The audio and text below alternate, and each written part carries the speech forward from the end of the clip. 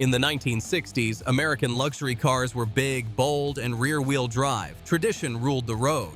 But what if one dared to break that mold? What if a front-wheel drive Cadillac with a V8 no less had the audacity to challenge none other than Rolls-Royce? This is the story of the Cadillac Eldorado, the front-wheel drive V8 beast that redefined American luxury and nearly stole the crown from the British king. You see, the story of the front-wheel drive Cadillac Eldorado actually kicks off way back in the late 1950s. General Motors had a bold and unconventional idea. What if a powerful, stylish luxury car could also be front-wheel drive? Now that wasn't something you saw often, especially in big American cars. The real inspiration came from Oldsmobile, one of GM's brands, which was experimenting with something called the Unitized Power Package, or UPP. This setup cleverly crammed a V8 engine and a chain-driven 3-speed turbo-hydromatic transmission all into one neat package, and it all powered the front wheels. This breakthrough first showed up in the 1966 Oldsmobile Toronado. Cadillac saw an opportunity here. Bill Mitchell, the guy running GM's design team at the time, had a new vision. He wanted something bold, something that could go toe-to-toe with the Ford Thunderbird, which was ruling the personal luxury car scene. Unlike Harley Earl, his predecessor, who was all about big tail fins and loads of chrome, Mitchell was into sleek, sharp lines. That mindset would shape the Eldorado's unique look. But let's talk about what really made the 1967 Eldorado special, its front-wheel drive system. This was a big deal because it was the first time since the 1930s that an American luxury car went with this layout. Cadillac borrowed the system from the Toronado but gave it a classy twist to match its luxury status. The engine was still mounted in a traditional front-to-back setup but was slightly offset to one side. Even cooler, the transmission was split, helping it all fit snugly up front. So, while Cadillac borrowed the front-wheel drive layout from the Toronado, they didn't just copy and paste it. They fine-tuned it to match Cadillac's luxury and performance vibe. Here's the genius part. The torque converter stayed at the rear of the engine, like usual. But then, the rest of the transmission, basically all the heavy lifting parts, was flipped around to face the front of the car. Sounds wild, right? This flipped unit was a modified turbo-hydromatic 400 and was given a new name, the THM 425. Cadillac engineers added a differential directly to the transmission case, tucking it under the left side of that big V8.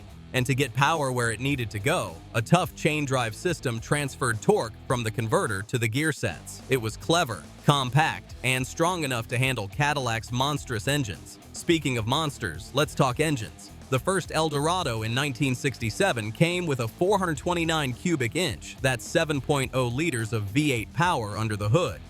This beast made 340 horsepower and a massive 480 pound-feet of torque.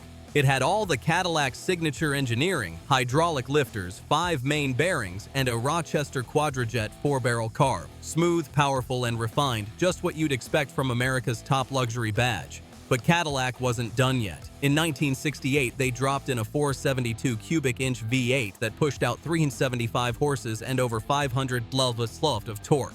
Then came the ultimate flex in 1970, the legendary 500 cubic inch 8.2-liter V8. This engine made 400 horsepower and a whopping 550 pound-feet of torque. To this day, it's still the biggest V8 ever factory-fitted into a production passenger car. No joke, this thing was a torque monster wrapped in luxury leather and chrome.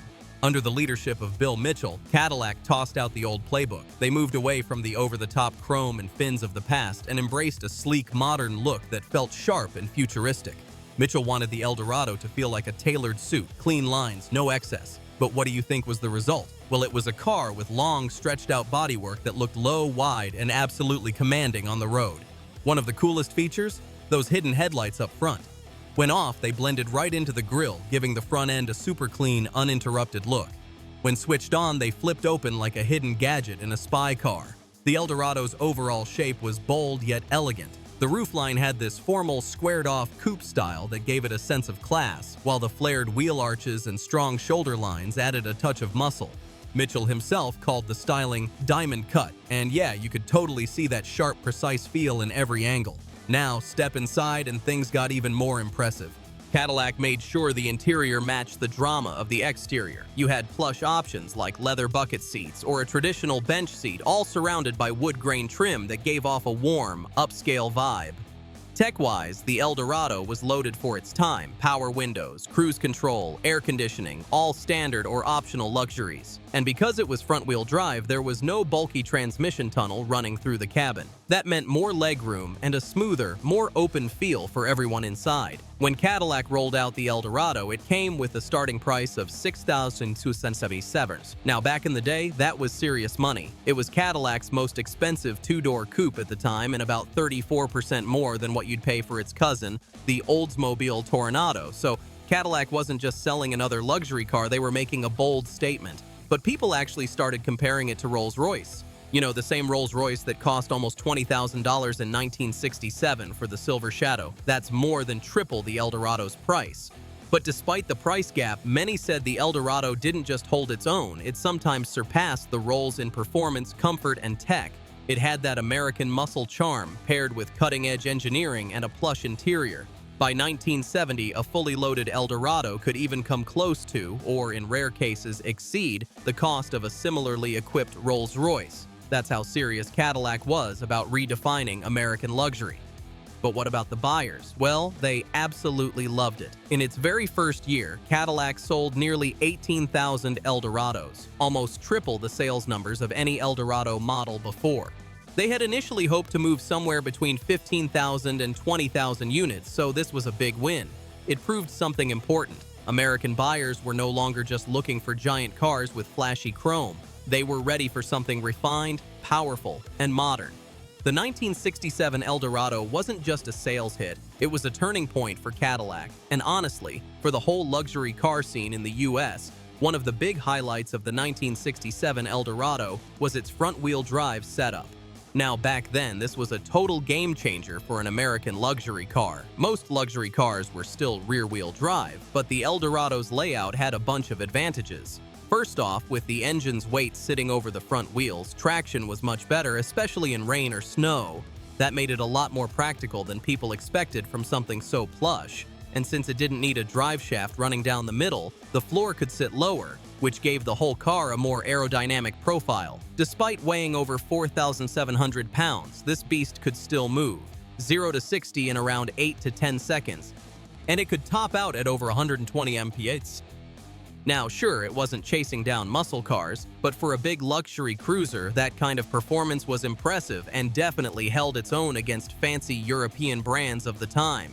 And what about ride quality? No surprises there because it was silky smooth. Cadillac gave the Eldorado a clever suspension setup, torsion bars in the front and leaf springs in the back.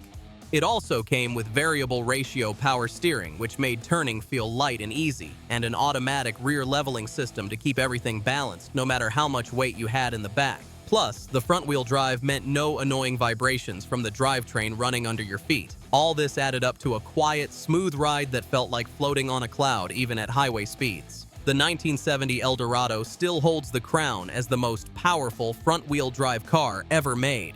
And it wasn't just about going fast. It was Cadillac proving that front-wheel drive didn't have to be limited to economy cars. It could be luxurious, bold, and seriously powerful.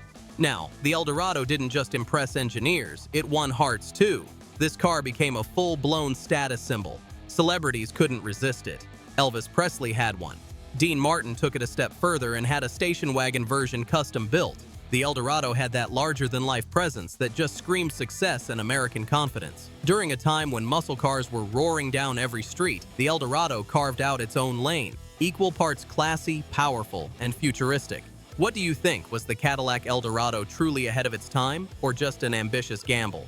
Drop your thoughts in the comments, and if you enjoyed this video, don't forget to hit that like button and subscribe for more stories about these automotive legends. Before you go, check out our video on the most reliable cars you can buy with confidence, or take the route YouTube suggests, tailored just for you. Choose your next ride.